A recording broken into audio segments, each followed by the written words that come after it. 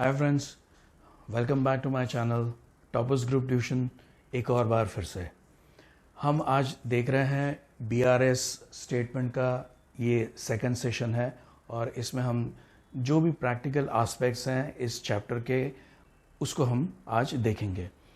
हम देखेंगे कि जो मेन ट्रांजैक्शंस जो होते हैं बीआरएस के उसके बारे में हम डिस्कस करेंगे और ये ट्रांजैक्शंस ऐसे हैं जो हर बार हर सम के अंदर होते ही हैं और इसके ऊपर से दूसरे इसी तरह के कुछ ट्रांजैक्शंस भी अगर आपको फेस करने को आ जाता है, करने के लिए आ जाता है, तो वो भी हम आज देखेंगे। ठीक है, तो let's start with the sums और उसके ट्रांजैक्शंस को हम कैसे समझेंगे, कैसे सॉल्व करेंगे। ठीक है, अब हम पहले तो हम ये देखेंगे कि हमारा जो भी कोई एक सम है उसके अंदर बैलेंस क्या है, बैलेंस एज पर क्या है। जैसे हम लोग एक एग्जांपल लेते हैं कि balance as per cash book. ठीक है, ओके, तो और हम ट्रांजैक्शन लिखते हैं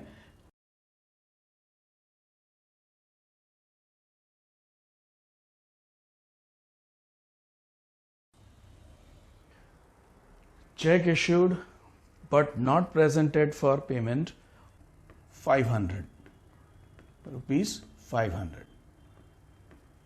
तो इस तरह का अगर कोई ट्रांजैक्शन हमको मिलता है तो इसको हम कैसे सॉल्व करेंगे ये हम आज समझेंगे। आप एक ऐसे लाइन बनाइए, एक टेबल बना लीजिए ऐसे रफ में।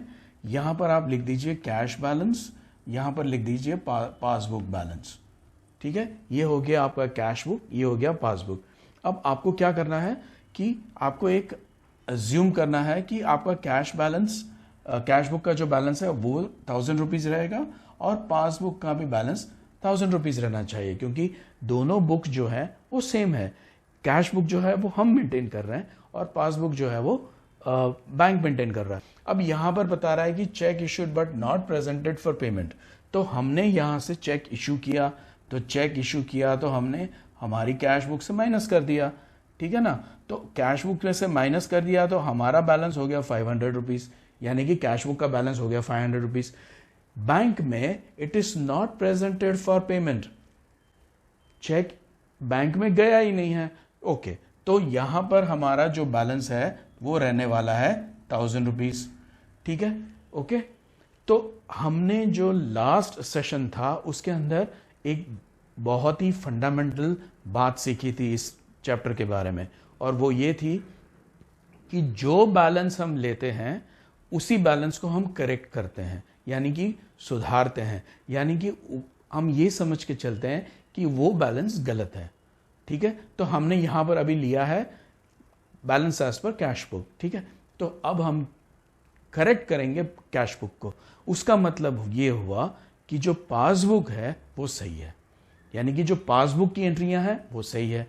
तो यहां पर इधर इस केस में यहां पर हमारी पासबुक सही है, तो पासबुक में बैलेंस नहीं कम हुआ है, तो हमको यहां पर भी कम नहीं करना है, तो हम करेंगे ऐड करके लिखेंगे 500।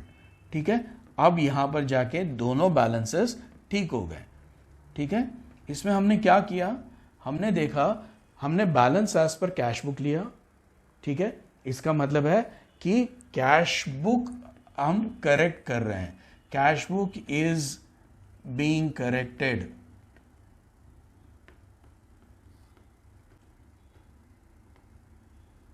अगर कैश बुक करेक्ट हो रहा है तो इसका मतलब यह हुआ कि कैश बुक में एंट्रीज गलत है,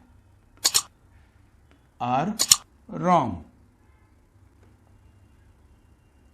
इसका मतलब है कि पासबुक इज करेक्ट,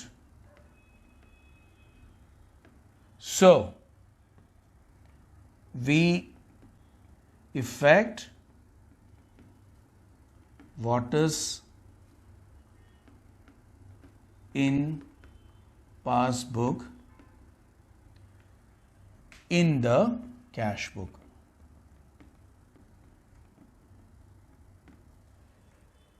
ठीक है, एक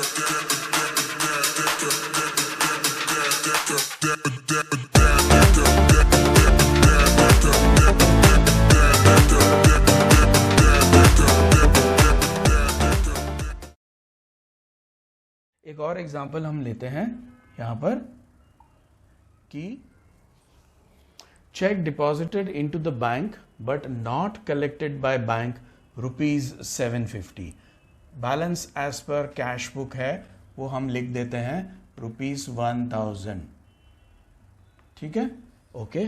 एक और बार फिर से हम वही एक छोटा सा टेबल यहां पर रफ में बनाएंगे और लिखेंगे कैश बुक और यहां पर लिखेंगे पासबुक और यहां पर लिखेंगे 1000 और यहां पर भी लिख देंगे 1000, अज्यूमिंग दैट कि जो भी एंट्रीज कैश बुक में है वही सारी एंट्रीज पासबुक में भी है।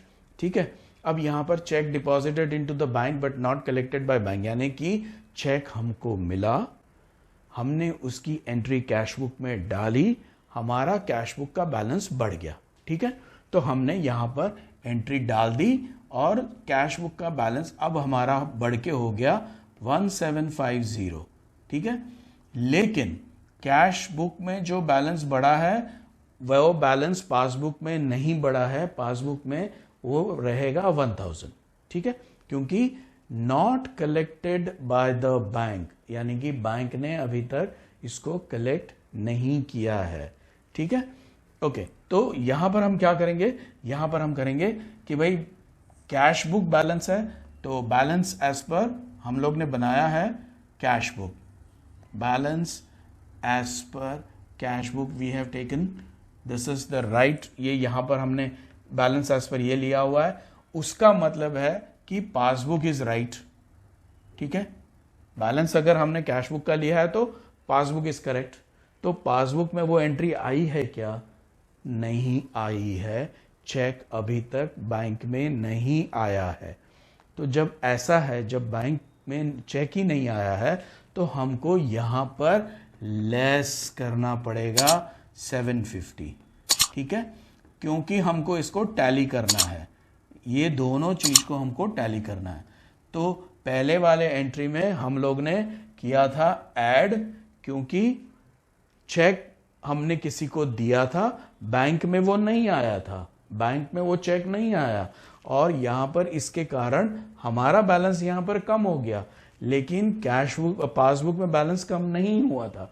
तो हमने cash book is correct, balance as per cash book लिया है, तो कैश बुक को हम करेक्ट कर रहे हैं, हमने इसको ऐड कर दिया, तो एंड में जाके ये दोनों टैली हो गया। ठीक है, वैसे ही वापस हमने यहां पर देखा कि हमने चेक डिपॉजिट किया, हमारे यहां पर बैलेंस बढ़ गया क्योंकि हमने इसकी एंट्री कैश बुक में पास कर दी थी, एंट्री इन कैश बुक। ठीक है, ये एंट्री कैश बुक की है जो हमने डाल दी, चेक मिला, हमने बैलेंस बढ़ा दिया, तो बैलेंस हमारा बढ़ के हो गया 1750 और उसके बाद हो गया, बाद में पता चला कि भाई ये दोनों तो टैली नहीं कर रहे, तो देखा क्या क्या प्रॉब्लम है, तो देखा कि भाई वो बैंक में कलेक्ट ही नहीं हुआ, बैंक ने उसको कलेक्ट ही नहीं किया। तो जब बैंक ने ही उसको कलेक्ट नहीं किया तो we are saying that balance as per cash book लिया है, तो सो पासबुक इज करेक्ट, ये हमारा फंडा है, पासबुक इज राइट। ठीक है, तो इसके हिसाब से हमने एंट्री इसमें से माइनस कर दिया, ये BRS का minus. So I've just written it. This is the entry of cash book and this is the entry of BRS. ठीक है, BRS की एंट्री डालने के बाद दोनों बैलेंस टैली हो गए। ठीक है, तो वैसे ही अब एक और एग्जांपल लेते हैं जो हमेशा ये ट्रांजैक्शंस ऐसे हैं जिसको हम अभी डिस्कस कर रहे हैं, ये हमेशा से हर एक सम में होते ही हैं। ठीक है, हमने बैलेंस क्या लिया है, कैश बुक। अब हम आगे चलते हैं, एक और ट्रांजैक्शन लेते हैं, तो direct payment of life insurance premium by bank ₹550। अब ये सिचुएशन ऐसा होता है कि हमने बैंक को पहले ही बता के रखा हुआ है कि भाई ये तारीखें हैं, ये डेट्स हैं जिसके ऊपर आपको प्रीमियम पे कर देना है।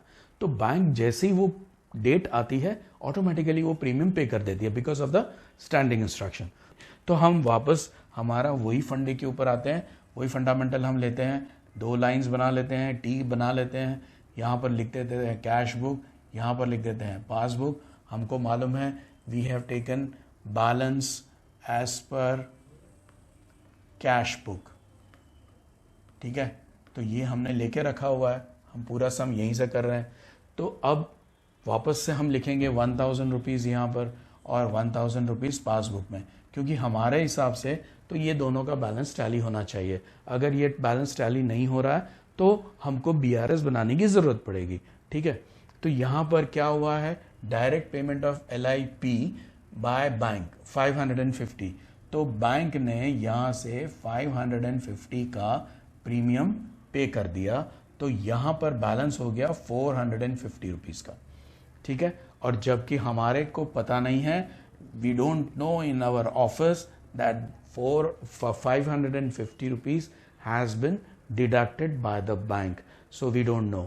So once we get the information, what we do is हम चेक करेंगे भाई ये डिफरेंस क्यों आ रहा है, तो हमको पता चला ये डिफरेंस है। तो अब यहाँ पर जैसे हमने लिया है balance as per cash book, तो हम अज्यूम करेंगे कि पासबुक इज राइट। तो अब यहाँ पर पासबुक सही है, तो पासबुक में ये तो लेस हो गया है, तो ये पासबुक की एंट्री है, ठीक है। पासबुक में इसकी एंट्री हो गई है, ओके। तो अब यहाँ पर हमको इधर से भी BRS की एंट्री जो हमारी होगी वो हम बैंक स्टेटमेंट में डालेंगे, लेस करेंगे यहाँ पर 550 rupees, because it has been reduced from the passbook. So when we are taking balance as per cash book, तो पासबुक इज राइट, ये करेक्ट है, ठीक है, दिस इज राइट। और जब ये राइट है तो इसके अंदर जो इफेक्ट पड़े हैं वो सारे के सारे इफेक्ट हमको कैश बुक में भी डालने हैं। I think this is now the with the third this of transaction you are becoming comfortable with the table as well as understanding what is going to be the difference and how we are going to solve it in the BRS.